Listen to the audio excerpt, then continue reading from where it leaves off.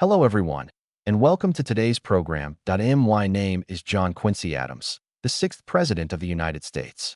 Today, I would like to take you on a journey through my life, told in my own words, as if you were walking alongside me through the triumphs, the trials, and the lessons that define my existence. In the long story of America, I have often been called the giant of diplomacy, while others have described me as the lonely president.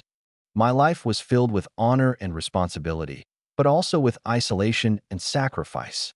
I stood at the crossroads of nations, negotiating America's place in the world, and at the same time, I bore the heavy weight of political strife at home. No matter the circumstance, I strove to serve this young republic with unwavering dedication. That I was born in 1767, during a time of great upheaval. America was still under British rule, yet the desire for independence was already burning in the hearts of the colonists. My father, John Adams, would later become the second President of the United States and one of the leading voices of the Revolution. My mother, Abigail Adams, was a woman of exceptional wisdom and strength, whose letters and counsel shaped not only our family, but also my own convictions.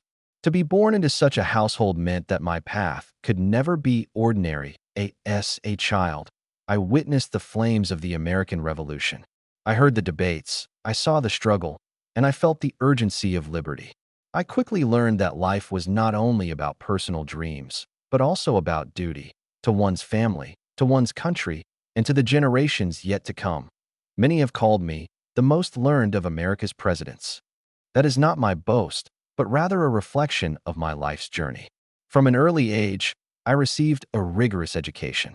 As a boy, I traveled to Europe alongside my father, and instead of a quiet youth in the schoolroom, I gained my lessons in the courts of Europe in the presence of diplomats and statesmen, while the world was reshaped by war and revolution. My education was forged not only in books, but in the living theater of history itself.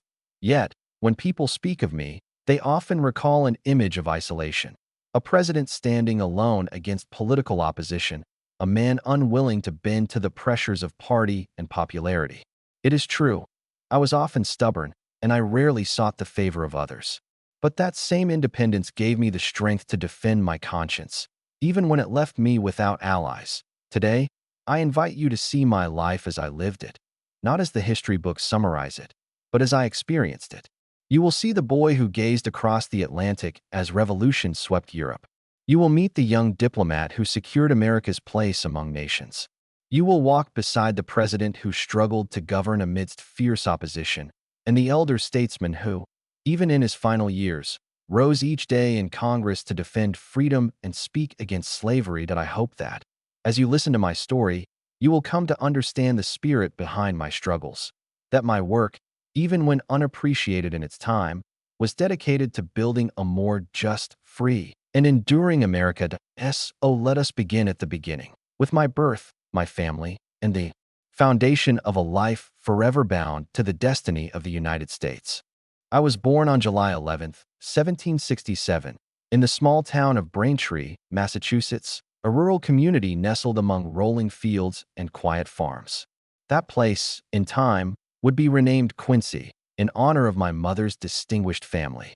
To most, Braintree might have seemed ordinary, but for me, it was the birthplace of a life bound to extraordinary events. The world I entered was unsettled, restless, and uncertain. The colonies were still under the dominion of Great Britain, yet whispers of resistance were spreading across the land. I was born into a household already consumed by these currents. Even as an infant, I was surrounded by conversations of liberty, law, and the perilous idea that a new nation could be forged out of rebellion. My father, John Adams, was a man of law and principle, a lawyer whose reputation had already reached beyond the borders of Massachusetts. He was respected, sometimes feared, for his sharp intellect and uncompromising sense of justice. Long before he became the second President of the United States, he was a man who carried in his heart the conviction that freedom was worth sacrifice. To him, truth was not negotiable. His devotion to principle often meant that he sacrificed popularity, wealth, and even comfort. My mother, Abigail Adams, was no less remarkable. Though society at the time denied women the same education as men, She possessed a mind equal to the greatest thinkers of her age. She read voraciously, wrote eloquently, and engaged in questions of politics and philosophy with a clarity that would influence me for the rest of my life. To the outside world, she might have seemed the dutiful wife of a rising statesman, but to me, she was my first teacher, my counselor, and the moral compass of our family. I was their second child, but the first son to survive infancy. From the very start, my parents invested in me a sense of purpose that went beyond myself. My mother often reminded me that our family's role in America's struggle was not one of choice, but of destiny. She would say, "To whom much is given, much is expected," and I knew, even as a boy, that I was expected to carry forward the burdens of duty and service. Our household was alive with energy, though never wealthy in the material sense. We were farmers, and my mother managed the land while my father was often away. I remember the sound of the wind in the apple orchards, the creak of the wooden floors, the dim glow of candlelight as my mother read to us from the Bible, from Shakespeare, or from works of history. Education was not confined to school books. It was woven into the fabric of our daily lives. But my childhood was far from ordinary. The revolution was already stirring. By the time I could walk, tensions between Britain and the colonies had turned to open conflict. My father's legal and political commitments drew him into the very heart of this struggle. I can still recall the sight of him leaving home, his coat buttoned tightly against the chill, his face set with determination, bound for the Continental Congress in Philadelphia or for diplomatic missions across the ocean. Each departure brought both pride and fear into our household. My mother bore the weight of his absence with extraordinary courage. She managed the farm, raised us children, and at the same time wrote letters that advised, encouraged, and sometimes challenged my father. From her, I learned that true strength is not loud or boastful, but steady, patient, and enduring. She instilled in me the values of self-discipline, moral responsibility, and, above all, the belief that freedom demanded sacrifice. As a boy, I was deeply aware of the larger world beyond our quiet town. News of battles reached us with a mixture of urgency and dread. I heard of Lexington and Concord, of Bunker Hill, and of Washington's struggles with his ragged army. These were not distant stories. They were the very air we breathed. While other children might have been sheltered from such realities, I was exposed to them daily, and they impressed upon me a seriousness that never left me. I often say that I did not have a childhood in the ordinary sense. My play was limited. My imagination always pulled toward weightier matters. I was raised in the shadow of a revolution, in a home that demanded maturity far earlier than most. And yet, I do not regret this. Those early years gave me a sense of responsibility and a view of the world that would later prepare me for the life I was to live. Even my very name carried significance. Quincy was chosen from my mother's side of the family, honoring her grandfather, Colonel John Quincy, a man of service and distinction in Massachusetts. From the Adams side and the Quincy side, I inherited a legacy of public duty. It was a reminder, even in my name, that my life was tied to something greater than myself. Looking back now, I realize how profoundly my family shaped me. My father gave me the example of integrity and principle, even at great personal cost. My mother gave me the strength of moral conviction and the passion for learning. Together, they created a foundation that would guide me through every chapter of my life. Through diplomacy, the presidency, and even the long years of service that followed. From the very beginning, my life was not simply my own. It was the continuation of a legacy and the preparation for a future I could scarcely imagine. The revolution was not just history to me. It was my upbringing, my teacher, and the soil in which my character was planted. And it was upon this foundation, this family, this heritage, this spirit of duty, that the rest of my story would be built. My childhood did not follow the course of ordinary boys in Massachusetts. While many of my peers spent their days in schoolhouses or on the farm, my life was swept far beyond the boundaries of our small town. The revolution had cast my father into the service of the nation, and with it, I too was drawn into the wider world. In 1778, when I was only 11 years old, I embarked on a journey that would change my life forever. My father, John Adams, had been appointed as a diplomat to France, tasked with seeking alliances and support for the struggling American cause. He decided to bring me along, both as a companion and, I believe, as a student of the world. Few boys of my age could imagine such an adventure. Crossing the vast and perilous Atlantic, entering the courts of kings and ministers, and witnessing firsthand the diplomacy that would determine the survival of the United States. The voyage itself was no small trial. The seas were rough, the ship vulnerable to storms and even to British attack. I remember the fear as the waves crashed against the hull, the nights spent in restless sleep, and the thought that at any moment we might be overtaken by an enemy vessel. Yet I also remember the thrill of it, the sense that I was leaving behind the narrow fields of Braintree and entering the stage of the world. When we arrived in France, I was suddenly immersed in a culture far removed from the simplicity of New England. Paris was alive with grandeur and intrigue. I saw palaces, salons filled with philosophers and politicians, and the elegance of a society that seemed almost like another planet compared to the America I had known. For a boy of 11, it was overwhelming, but it was also the beginning of my education in diplomacy and human nature. My father's work was arduous and often frustrating. He struggled to secure recognition and aid for the young republic. I watched him wrestle with the pride of European courts, with skepticism about whether America could endure, and with the endless maneuvering of rival powers. From him, I learned that diplomacy was not merely about words, but about patience, persistence, and the strength of character to stand firm in the face of doubt. During these years, I also encountered great men whose names still echo in history. I saw Benjamin Franklin, whose charm and wit made him beloved in France. I listened as statesmen debated the fate of nations. These experiences left a deep impression upon me, for I realized that the destiny of America was being shaped not only on the battlefield but also in these rooms, where every word, every gesture, could tilt the balance of alliances. In 1780, my father was reassigned to the Netherlands, and once again I traveled with him. Holland was a land of merchants and canals, a place where commerce and politics intertwined. Here, too, I learned the importance of finance in the struggle for independence, as my father worked tirelessly to secure loans that would sustain the American cause. At times, we lived in near poverty, uncertain of support, yet my father's resolve never wavered. Those hardships taught me that service to one's country often required sacrifice, of comfort, of stability, even of childhood itself. While abroad, I continued my studies with tutors, often in foreign languages. I became fluent in French and Dutch, skills that would serve me throughout my career. But more than languages, I absorbed the lesson that America was not isolated. It was part of a great web of nations, each with its own ambitions, fears, and rivalries.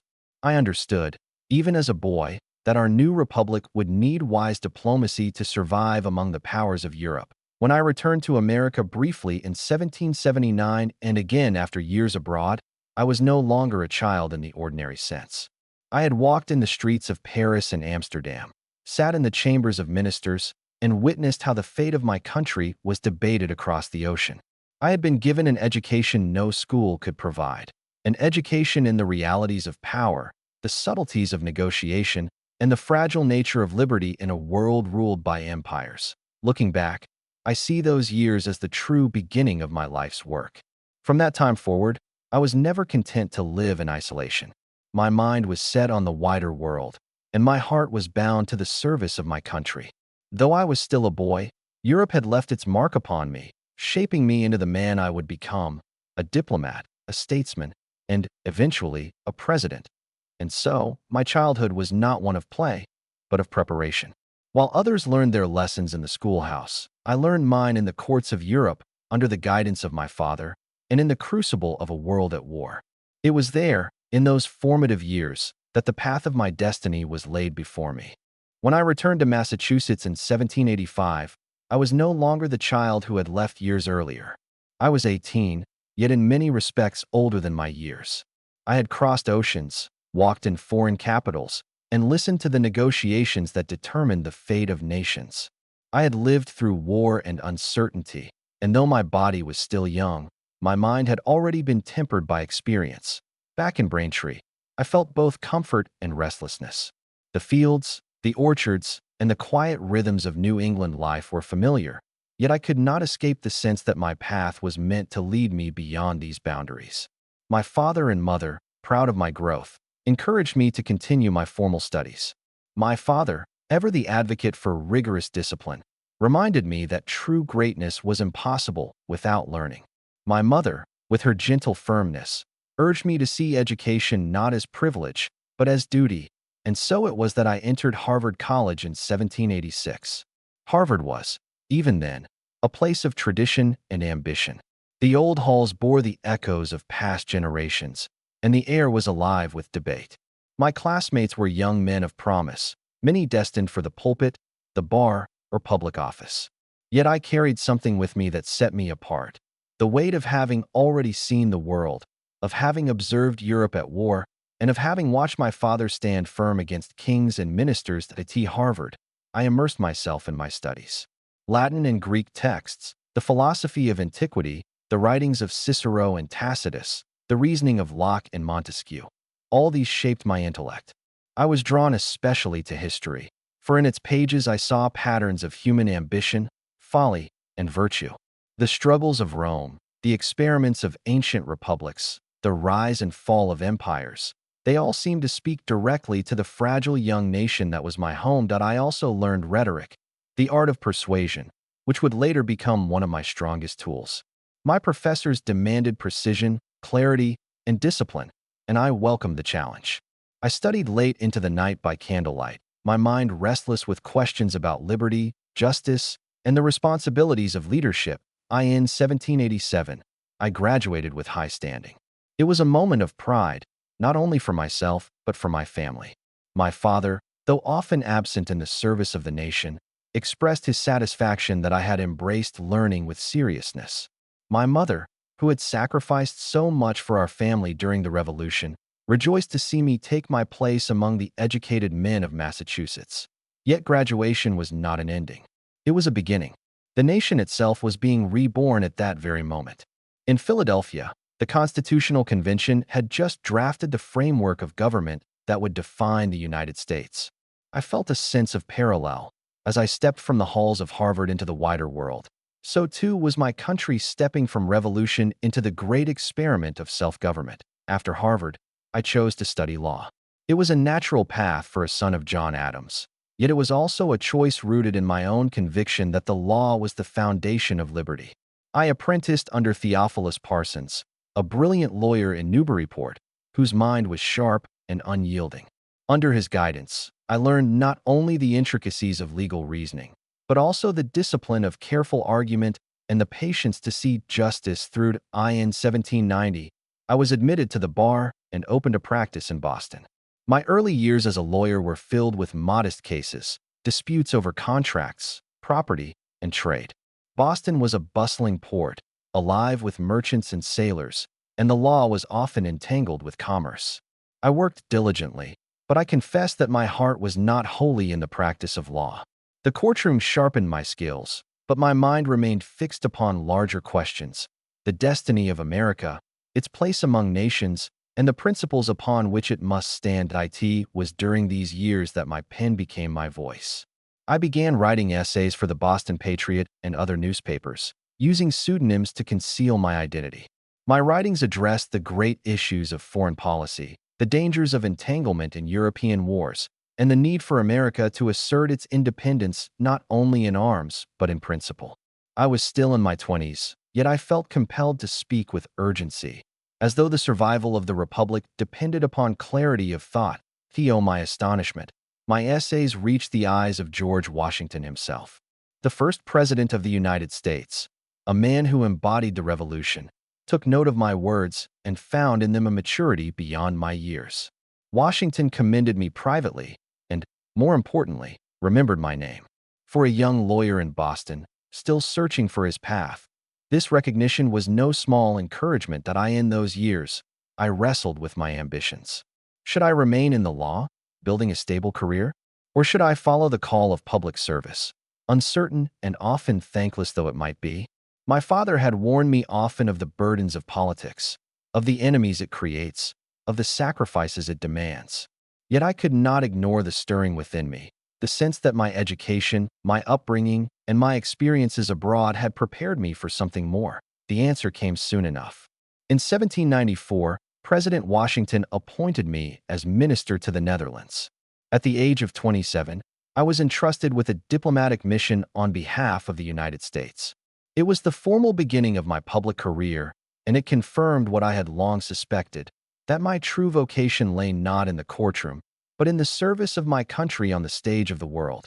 Looking back now, I see my years at Harvard and in the law not as a detour, but as a vital preparation.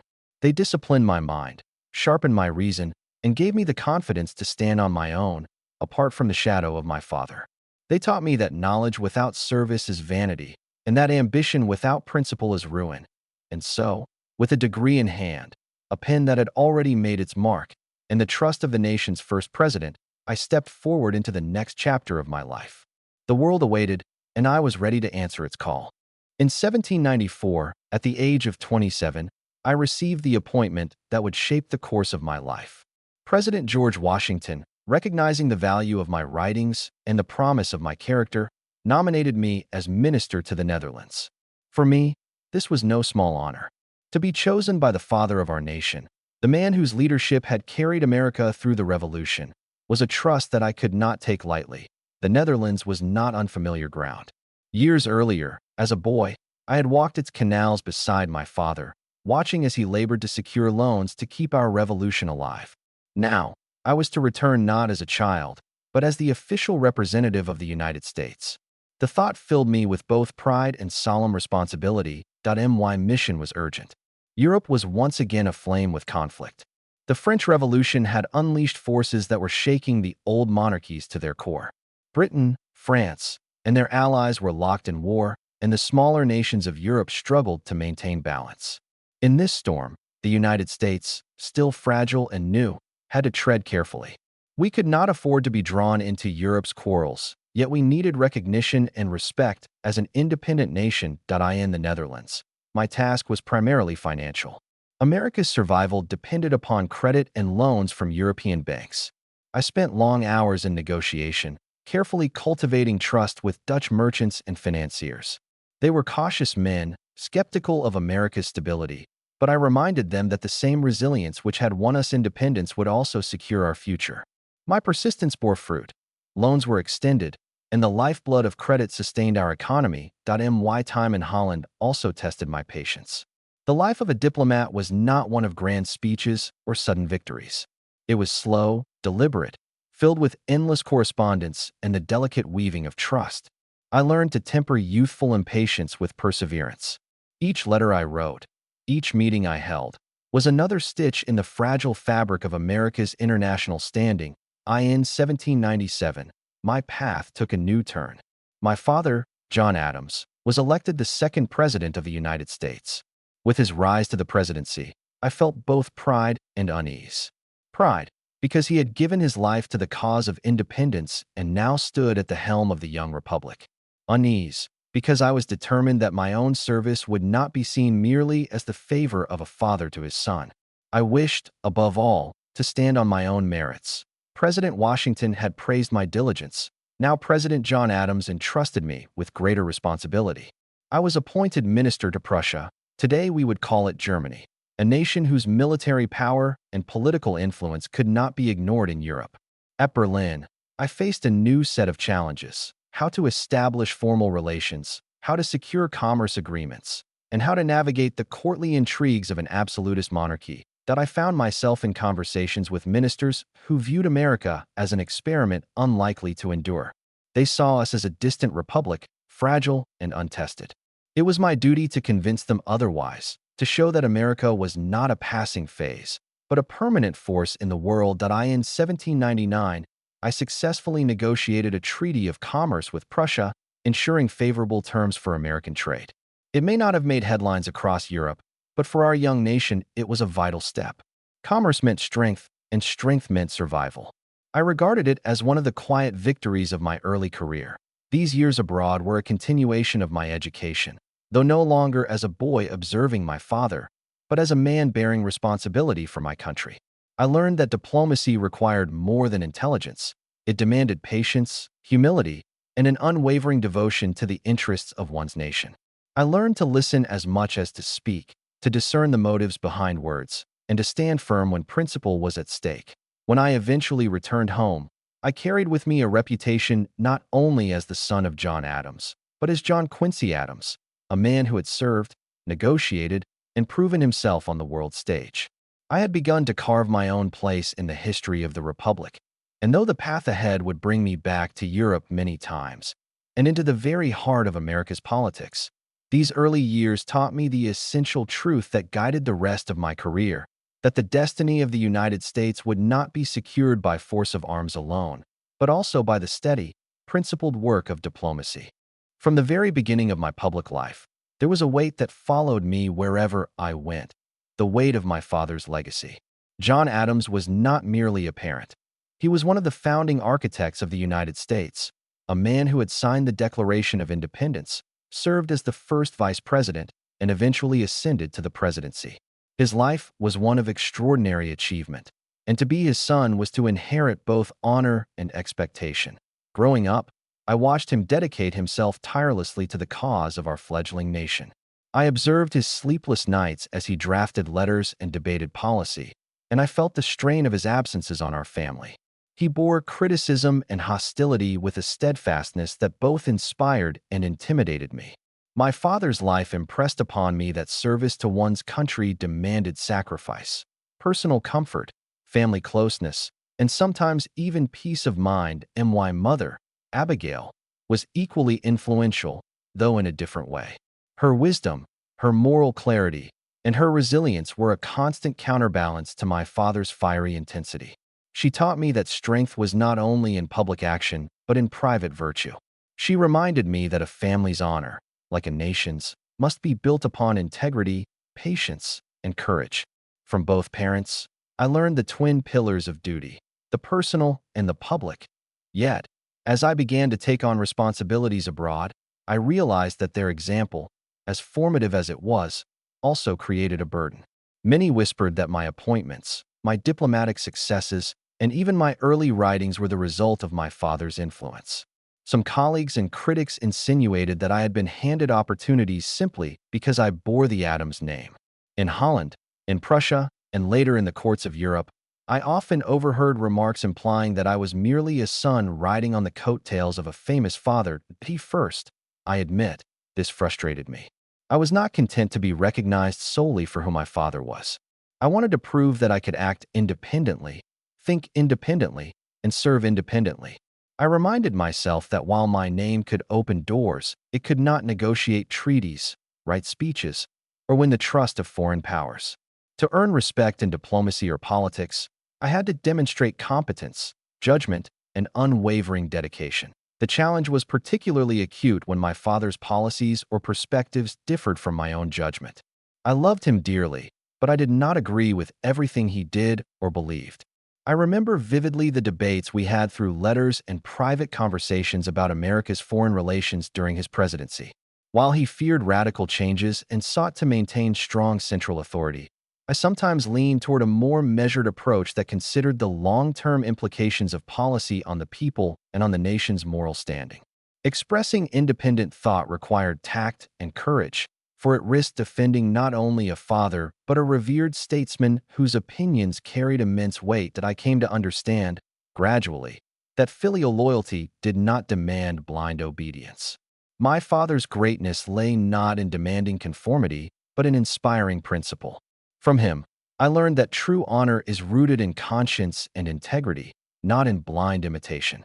I began to see that my own path had to reflect both his guidance and my independent judgment. To act otherwise would be to dishonor not only myself, but the very ideals my father had spent his life defending. This balancing act extended beyond policy into character. I strove to maintain the highest standards of conduct, aware that every public act, every diplomatic decision, reflected upon both myself and my family.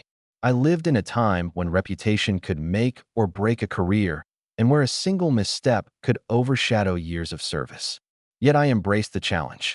I saw that the very scrutiny and expectation I faced were gifts, for they demanded discipline, reflection, and self-control. In practice, this meant constant vigilance. I measured my words in correspondence with European ministers, ensuring clarity without arrogance.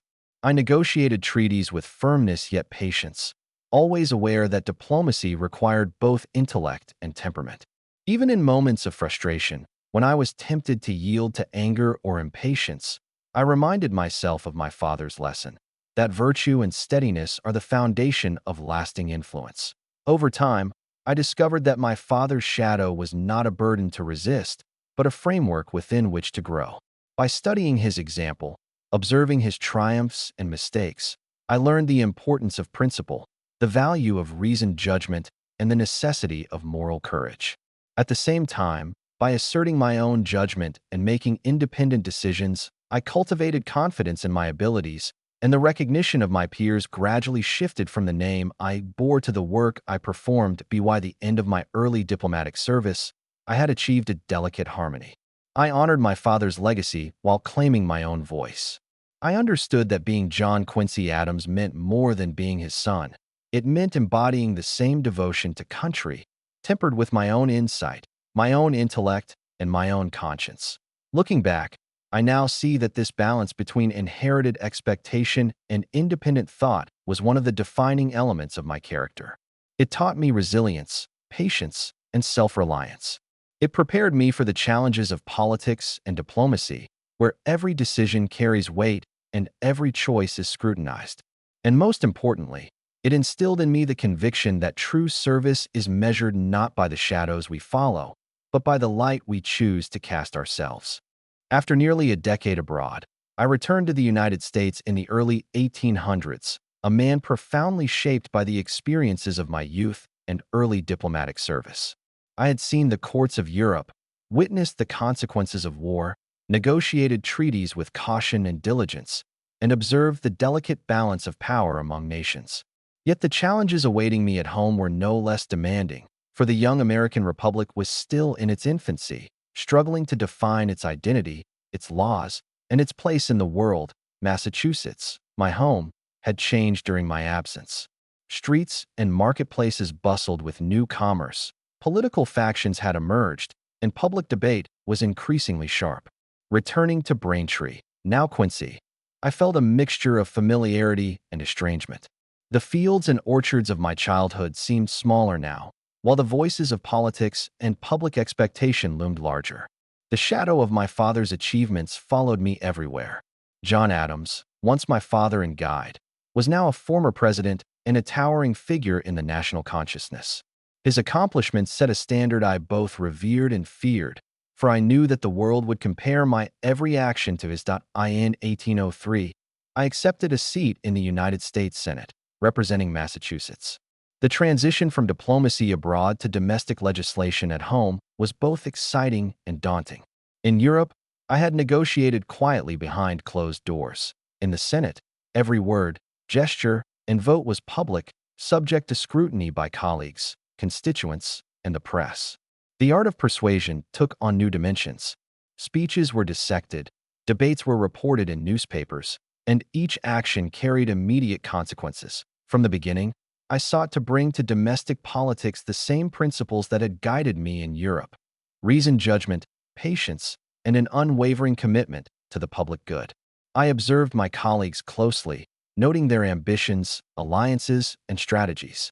I quickly learned that American politics, though guided by Republican ideals, was a theater of both cooperation and conflict, where personal ambition could either advance or undermine the public interest. Foreign policy dominated much of my early attention.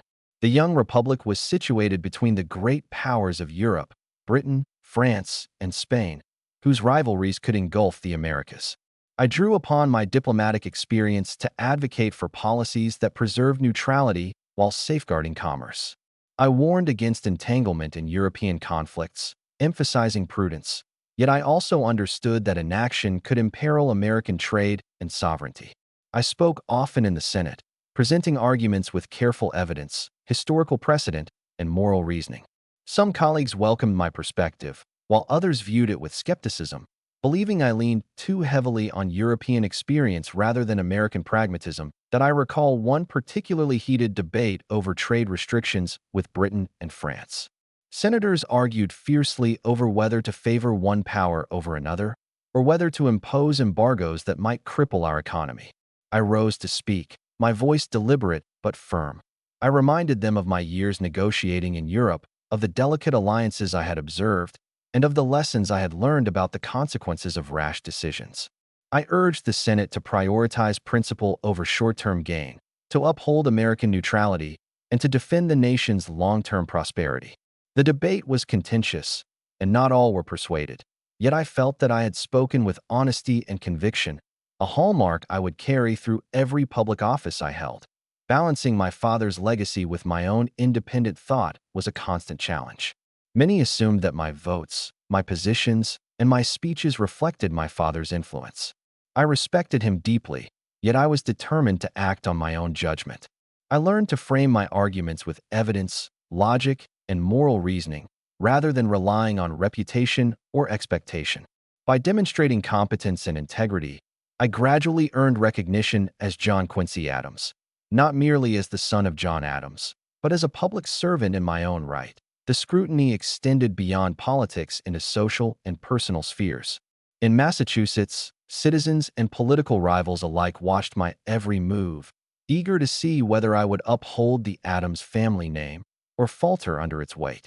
I bore the pressure with the discipline instilled by my parents, my mother's counsel about virtue and moral courage, and my father's lessons on perseverance and principle. Every interaction, every public appearance, was an opportunity to reinforce my commitment to service and to prove that I could act with independence and wisdom. By the end of my early Senate career, I had begun to establish a reputation for thoughtfulness, diligence, and principle. Colleagues respected my knowledge of foreign affairs, my ability to negotiate with reason, and my steadfast commitment to national interest. While the shadow of my father's legacy remained, I had begun to step from it into my own light. I understood that the path ahead would demand courage, resilience, and discernment, for the challenges of domestic politics were as formidable as any diplomatic negotiation I had faced abroad. These years marked a critical transition. I moved from the role of the returning diplomat to that of a domestic legislator, learning the intricate art of governance in a young republic. I honed the skills of debate, the strategies of negotiation, and the discipline of principle over popularity. I learned that serving one's country required patience, wisdom, and an unwavering commitment to justice. Lessons that would guide me throughout the remainder of my life and career. And so, as I reflected on my return to America, I recognized that my early experiences, from my childhood in Quincy to my years in Europe to my studies and early diplomatic service, had prepared me for this stage of public life. I had come home not merely to follow in my father's footsteps, but to chart my own course, guided by principle, informed by experience, and devoted to the service of the republic I loved. After years of early service in Europe and a brief return to domestic politics, I found myself repeatedly called upon to represent the United States on the international stage. Each appointment demanded not only knowledge and skill, but the exercise of judgment and principle under extraordinary pressure. Diplomacy is rarely dramatic in the sense of battlefield heroics, yet its consequences are profound, shaping the security, prosperity, and very sovereignty of a nation. One of my first major assignments in this period was as minister to Russia. The United States had little presence in European courts, and recognition from a powerful empire like Russia was crucial. I traveled to St. Petersburg, where the icy grandeur of the city mirrored the formality and exacting nature of the court. I quickly learned that diplomacy in a foreign monarchy required patience, tact, and an acute understanding of hierarchy. Every audience with a minister, every written correspondence, had to be precise. A misstep could offend a sovereign or derail negotiations entirely. During my time in Russia, I negotiated treaties ensuring American merchants access to vital ports, securing commerce agreements that strengthened the fragile economy of our young republic. These were not glamorous triumphs, but essential victories. I meticulously drafted letters, noting every nuance of language, mindful that a single word could be interpreted as insult or weakness. I wrote late into the night, cross-referencing prior treaties, consulting with colleagues, and ensuring that each communication reflected the seriousness of American intentions.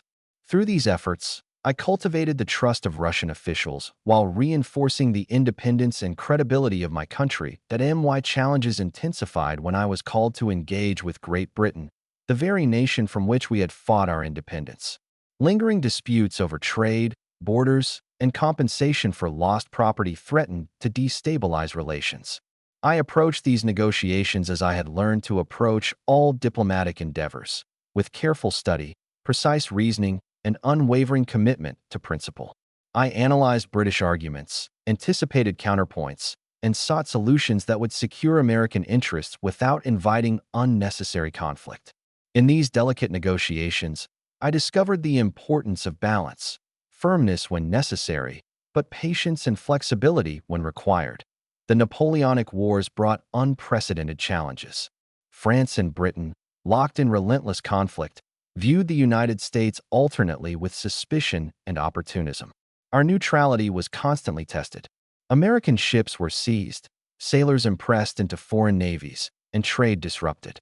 The young republic, though independent, lacked the military might to enforce its rights unilaterally. In this environment, every diplomatic decision carried immense weight. I drew upon my early lessons in Europe, applying careful analysis to every proposition, weighing both immediate consequences and long-term ramifications. I learned that diplomacy requires not only knowledge and eloquence, but the patience to wait for opportunity, the courage to assert principle, and the prudence to avoid rash decisions that might imperil the nation. Among the most defining achievements of my career was the negotiation of the Treaty of Ghent in 1814, which ended the War of 1812. While the conflict had tested our nation's resilience, it also underscored the essential role of diplomacy. Leading the American delegation, I worked tirelessly to reconcile competing demands, securing recognition of territorial integrity, establishing fair terms for commerce, and ensuring a durable peace with Britain. Every session of negotiation was painstaking, each word scrutinized, every clause debated for its strategic and moral implications. The treaty restored peace, reinforced America's sovereignty, and demonstrated that careful negotiation could achieve what armies alone could not. Lasting stability and international respect. Throughout these years, I faced criticism both abroad and at home. Some accused me of excessive caution, arguing that America should assert itself with greater force. Others doubted my judgment, questioning whether a diplomat could represent a new republic effectively in the courts of monarchs and emperors. I accepted these challenges as tests of character. I reminded myself that true service requires patience, integrity, and foresight, virtues more enduring than applause or fleeting popularity. Beyond treaties and negotiations, these years shaped my understanding of statecraft.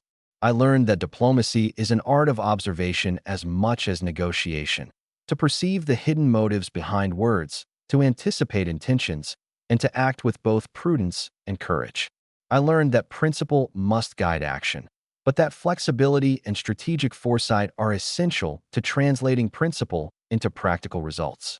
Every success reinforced my belief that America's strength lay not only in arms, but in reasoned engagement, moral clarity, and the persistent application of justice and principle. By the conclusion of this chapter in my career, I had established a reputation as a diplomat of unwavering integrity, keen intellect, and independent judgment. I had negotiated treaties with some of the most powerful nations in Europe, defended American sovereignty under immense pressure, and contributed to the nation's enduring stability. More importantly, I had proven to myself and to the world that John Quincy Adams was capable of acting independently, guided by principle, and capable of navigating the most complex and delicate challenges that confronted our young republic. These diplomatic achievements laid the foundation for the next stage of my life, the return to domestic politics with a stature and perspective uniquely my own. The lessons of patience, principle, and strategic thinking that I honed abroad would guide me in the legislative arena, ultimately shaping my path to higher office and, eventually, the presidency itself.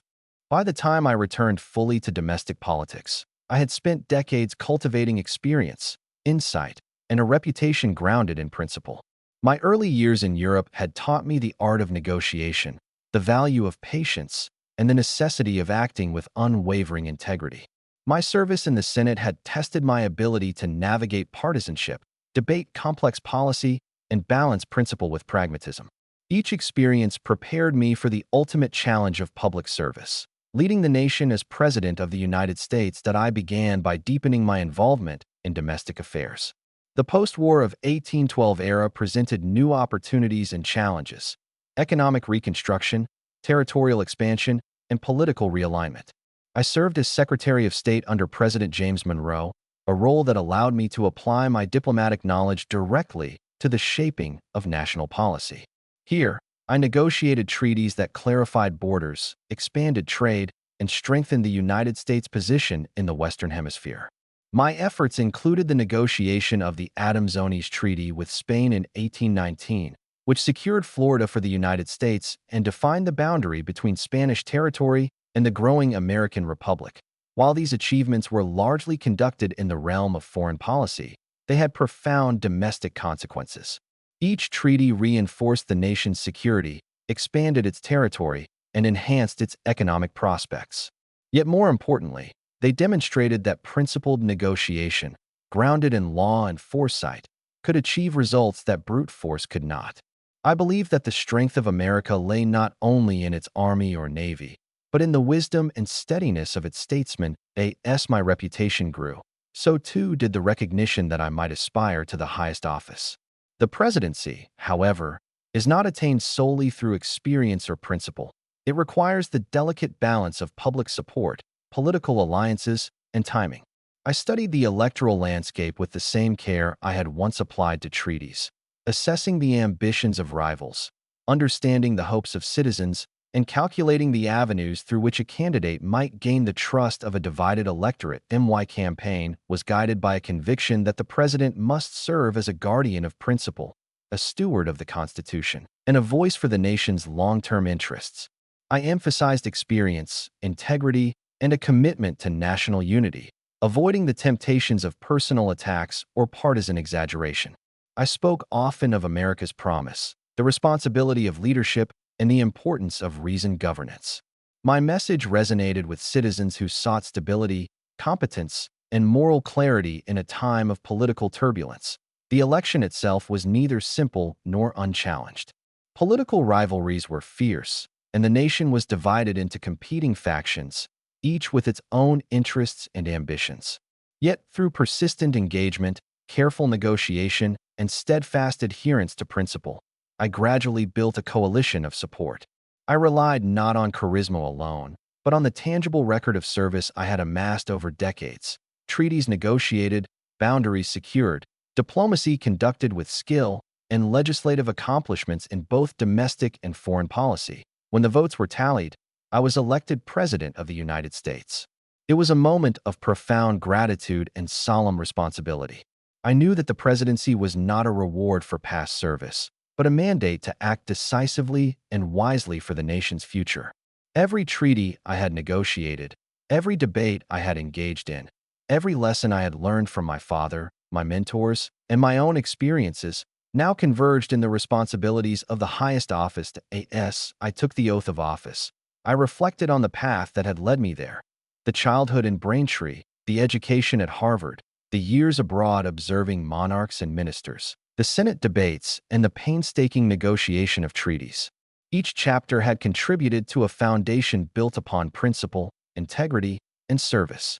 I resolved that as president, I would uphold these values, guiding the nation with the same dedication that had shaped my entire life. The road to the presidency was long, demanding, and fraught with challenges. Yet it was also a journey of growth, understanding, and preparation. I had learned that leadership requires more than ambition. It demands knowledge, patience, courage, and an unwavering commitment to the greater good. With this understanding, I stepped forward to serve my nation, prepared to face the trials of office and to honor the trust placed in me by the people of the United States.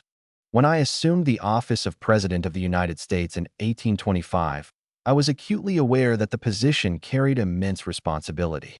The nation I served was still young, its institutions evolving, and its political landscape fraught with division.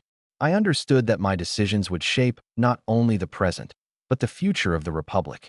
My goal was to govern with integrity, foresight, and dedication to principle, even when the path was politically perilous. From the outset, I sought to advance an ambitious vision for the country. I proposed internal improvements, roads, canals, and infrastructure projects designed to unite distant regions and facilitate commerce. I advocated for the promotion of education and the advancement of knowledge, believing that the strength of the republic depended upon an informed and enlightened citizenry.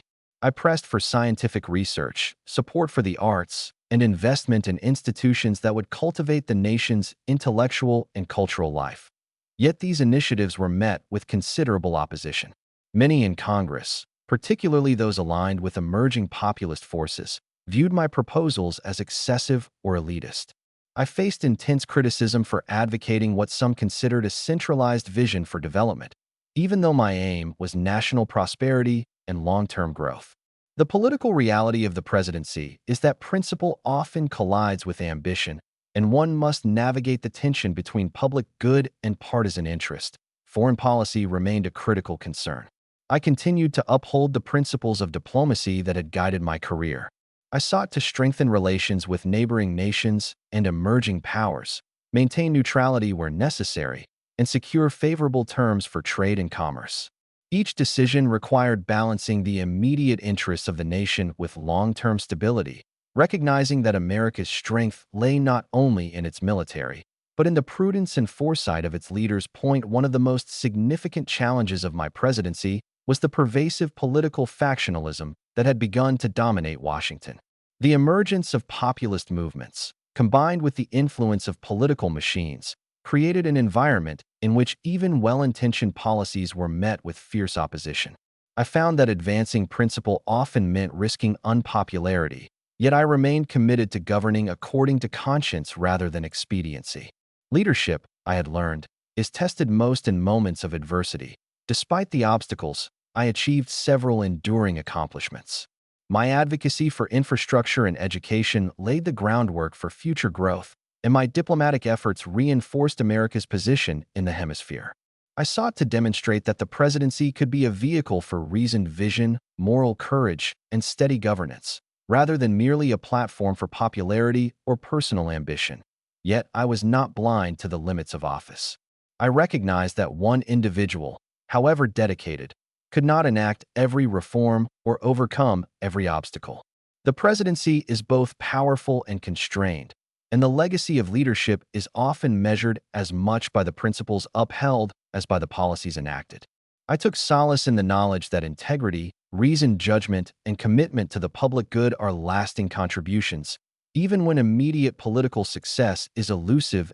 As my term progressed, I increasingly reflected on the arc of my life, from a boy in Braintree to a diplomat in Europe, a senator, secretary of state, and finally president.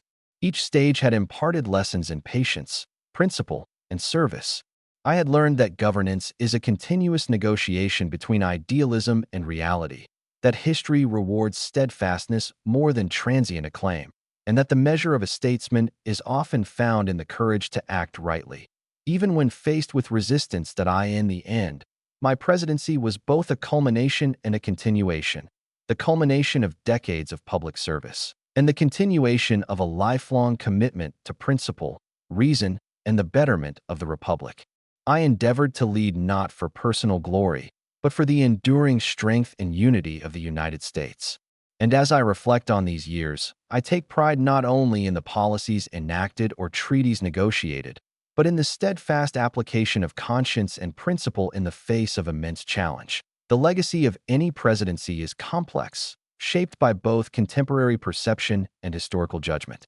For me, the true measure lies in service, in applying one's experience, knowledge, and moral compass to guide the nation through both turbulence and promise. I hope that history remembers not only my accomplishments, but my dedication to the enduring ideals upon which this republic was founded: liberty, justice, and reasoned governance. When I left the presidency in 1829, I could have retreated from public life, content to enjoy the quiet comforts of home and the recognition of a life devoted to service. Many of my predecessors chose such a path, yet I could not abandon the responsibilities that I felt toward my country.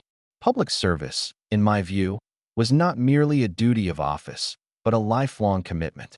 I returned to Congress as a member of the House of Representatives, determined to continue advocating for principle, justice, and the long-term welfare of the Republic. And my years in the House were marked by the same rigor and steadfastness that had guided me throughout my career.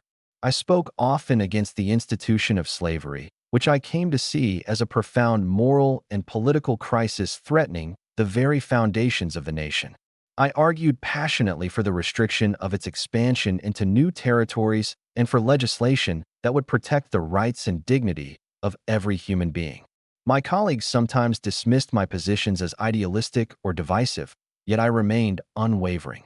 I believe that the moral arc of history bends toward justice, and that persistent, principled advocacy is the instrument by which progress is achieved. Even in the twilight of my life, I embraced the labor of public service with energy and purpose. I worked tirelessly to shape policy, influence legislation, and guide the nation toward greater unity and equity. I participated in debates on infrastructure, education, and international relations, always grounding my arguments in both reason and conscience.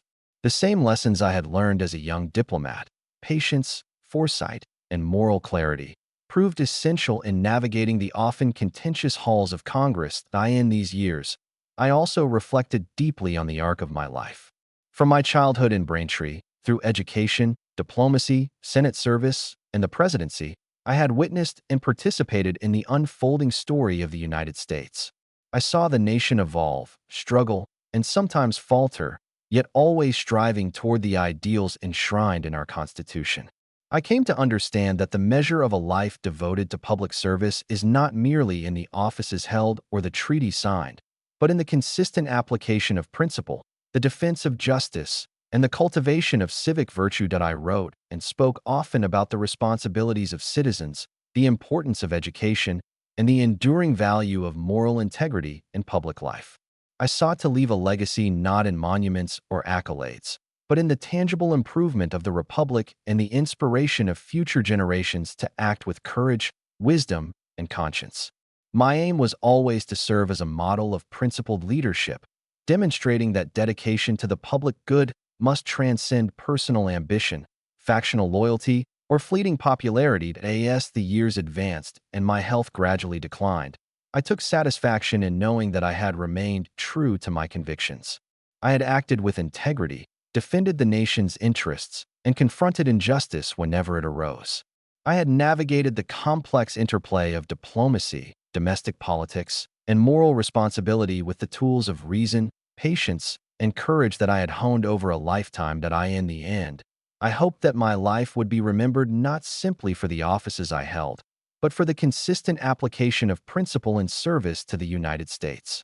I believe that history's ultimate judgment would favor those who act with conscience, vision, and steadfast dedication to the public good.